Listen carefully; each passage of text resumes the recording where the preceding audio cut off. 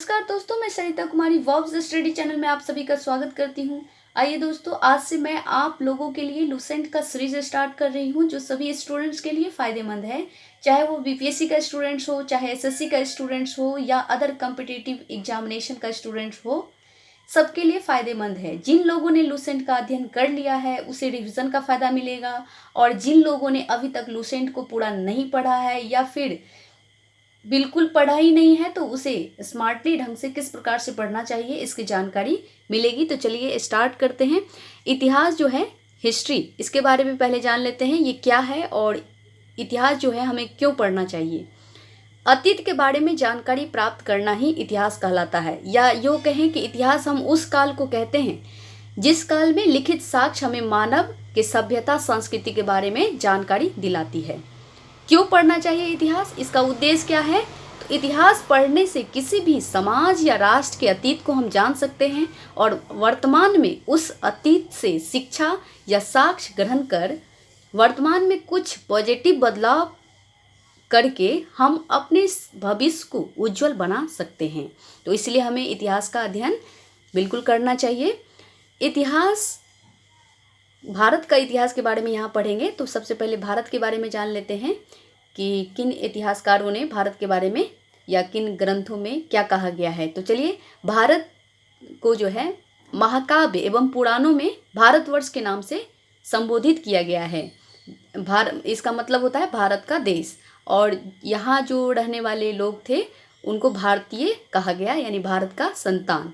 यूनानियों ने भारत को इंडिया कहा। मध्यकालीन मुस्लिम इतिहासकारों ने हिंद अथवा हिंदुस्तान के नाम से संबोधित किया भारत को। एक बार फिर से जान लेते हैं, महाकाव्य एवं पुराण में क्या कहा गया है? भारतवर्ष।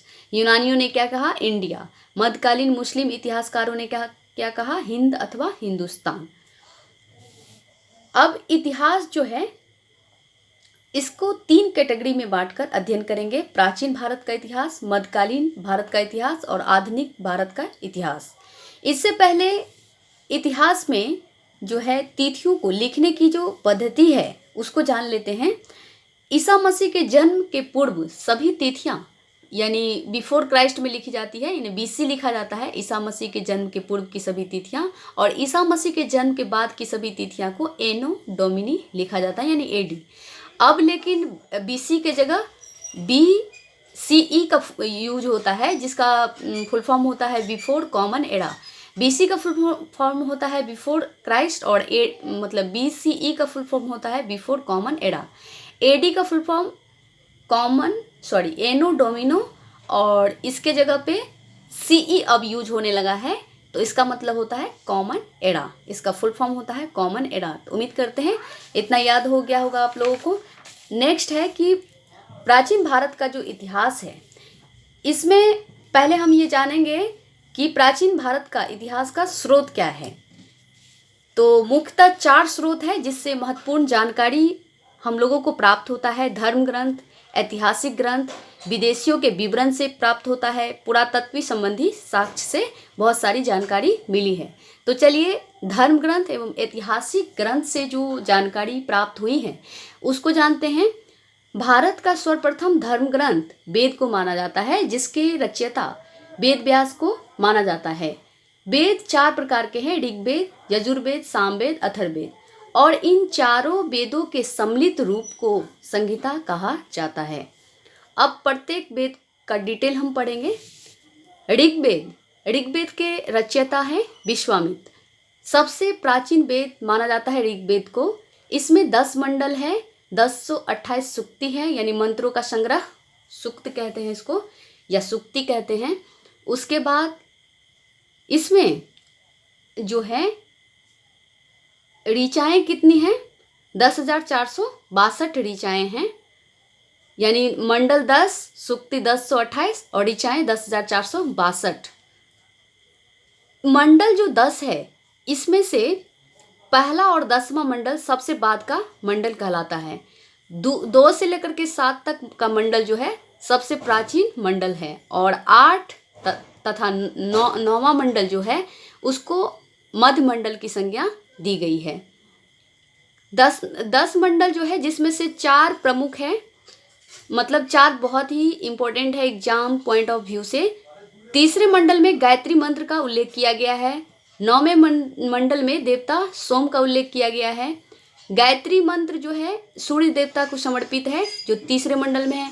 सोम देवता का उल्लेख 9वें मंडल में किया गया है और 8वें मंडल में हस्तलिखित ऋचाएं, जिसको खिल कहा जाता है, उसका वर्णन किया गया है। 10वां मंडल में चतुष्वर्ण समाज की कल्पना की गई है, जिसमें 4 वर्ण का वर्णन किया गया है, ब्राह्मण, क्षत्रिय, वैश्य और शूद्र। ऐसा बताया गया है कि ब्राह्मण जो है ब्रह्मा के मुख से, क्षत्रिय भुजाओं से और वैश्य जंघा से तथा शूद्र चरण से उत्पन्न हुआ है। इसमें जो है ऋग्वेद में अग्नि के लिए 200 ऋचाएं यूज किया गया है, इंद्र के लिए 250। याद रखना है दोस्तों, अग्नि के लिए 200 और इंद्र के लिए 250। ऋग्वेद में वामना अवतार के 3 पगों का व्याख्यान भी मिलता है। उम्मीद करते हैं ये याद हो गया होगा, एक बार रिविजन कर लेते हैं। ऋग्वेद में इसके रचयिता है विश्वामित्र, पढ़ने वाले को होत्री कहते हैं। सबसे प्राचीन वेद है ये। उसके बाद इसमें 10 मंडल है, 28 सूक्ति हैं और ऋचाएं 10,462 हैं। इस 10 मंडल में 4 मंडल इंपॉर्टेंट है, तीसरा, 9वां, 8वां, 10वां।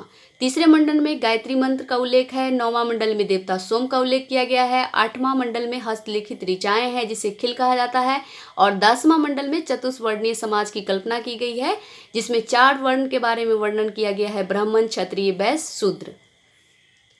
तो उम्मीद करते हैं ये याद हो गया होगा। अब नेक्स्ट है कुछ नोट्स हैं।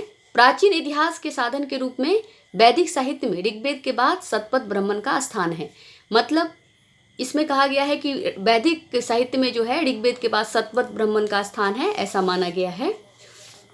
अब हम यजुर्वेद के बारे में पढ़ेंगे। तो यजुर्वेद में जो 2-4 पॉइंट याद रखना है। यजुर्वेद यजुस शब्द से बना है, जिसका अर्थ होता है यज्ञ, और इस वेद में, यजुर्वेद में, यज्ञ से संबंधित नियम कानून का वर्णन किया गया है। यह जो वेद है, इसको गद्य एवं पद्य दोनों में लिखा गया है। इसके 2 भाग है, कृष्ण पक्ष, शुक्ल पक्ष, और पढ़ने वाले को अथर्वण कहते हैं। तो यजुर्वेद के बारे में 2-3 पॉइंट फिर से देख लेते हैं। यजुस शब्द का अर्थ क्या है? यज्ञ। मतलब यज्ञ से संबंधित नियम कानून दिया गया है। गद्य एवं पद्य दोनों में इसका मतलब रचना किया गया है। इसके 2 भाग है, कृष्ण और शुक्ल पक्ष। पढ़ने वाले को अथर्वण कहते हैं। तो इस तरह से उम्मीद करते हैं याद हो गया होगा यजुर्वेद। अब है सामवेद। सामवेद में 2 पॉइंट याद रखना है। साम का अर्थ होता है गान, और सामवेद को भारतीय संगीत का जनक कहा जाता है। तो और इसे पढ़ने वाले को उद्धात्री कहते हैं। ये 3 पॉइंट याद रखना है। नेक्स्ट है अथर्ववेद। अथर्ववेद सबसे बाद का वेद है ये। इसके रचयिता अथर्वा ऋषि है। कुल मंत्र इसमें 731 है। पद कितने हैं? 6000। अथर्ववेद में कन्याओं के जन्म की निंदा की गई है। अथर्ववेद में सभा एवं समिति प्रजापति की 2 पुत्रियां हैं, ये ऐसा बताया गया है। उसके बाद मानव जीवन के सभी पक्ष का वर्णन किया गया है अथर्ववेद में, जैसे गृह निर्माण, विवाह, रोग निवारण, कृषि की उन्नति, व्यापारिक मार्ग का खोज, राजा का चुनाव, अंधविश्वास, जादू टोना, भूत प्रेम, वशीकरण इत्यादि का वर्णन अथर्ववेद में किया गया है। अब पुराण के बारे में जानकारी हासिल करते हैं। पुराण के रचयिता लोमहर्ष है, उनके पुत्र उग्रसर्वा। पुराणों की संख्या 18 है, और 5 पुराण जो है वो बहुत ही महत्वपूर्ण है। मत्स्य पुराण, वायु पुराण, विष्णु पुराण, ब्रह्मण पुराण, भागवत पुराण। ये बहुत ही प्रचलित है। इसमें राजा की वंशावली का वर्णन किया गया है। और कुछ पुराण हैं जिससे मतलब वंश से संबंधित याद रखना है। इसमें एक पॉइंट नोट करके, सबसे प्राचीन एवं प्रमाणिक पुराण जो है मत्स्य पुराण को माना जाता है। तो ये बहुत इंपॉर्टेंट क्वेश्चन है। अब कुछ पुराण है, जैसे विष्णु पुराण है, किस वंश से संबंधित है? तो मौर्य वंश से संबंधित है। इसको याद कैसे रखेंगे? तो विष्णु भगवान जो है वो मौर्य पहनते हैं, मतलब मुकुट पहनते हैं। तो इस तरह से विष्णु पुराण मौर्य वंश से संबंधित है, याद हो जाएगा। मत्स्य पुराण, मत्स्य मतलब मछली होता है, मछली अंधा होता है, इस तरह से आंध्र सातवाहन वंश याद हो जाएगा। वायु पुराण को कैसे याद रखेंगे? वायु गुप्त चलती है, यानी गुप्त वंश से संबंधित है। तो इस तरह से उम्मीद करते हैं आप लोगों को याद हो गया होगा दोस्तों। अब हम नेक्स्ट क्लास में पढ़ेंगे कि धर्म ग्रंथ एवं ऐतिहासिक ग्रंथ के कुछ महत्वपूर्ण जो तथ्य है उसको पढ़ेंगे और उससे आगे पढ़ेंगे।